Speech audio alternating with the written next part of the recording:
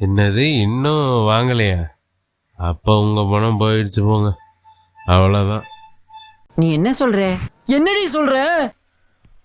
Petrol போடுற பணத்துக்கு 90% சேமிப்பு மின்சார வாகனம். இது உங்களுக்கு 90% பணம் சேமிப்பு.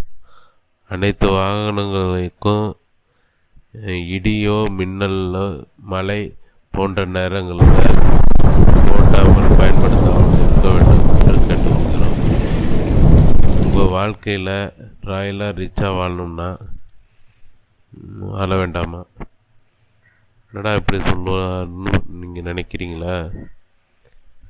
எப்படி என்று கேள்வி கேட்பீங்க. மாதம் பெட்ரோல் போடும் பணம் 6000 ரூபா. சேர்த்தால் உங்களுக்கு எவ்வளோ பணம் மிச்சம்?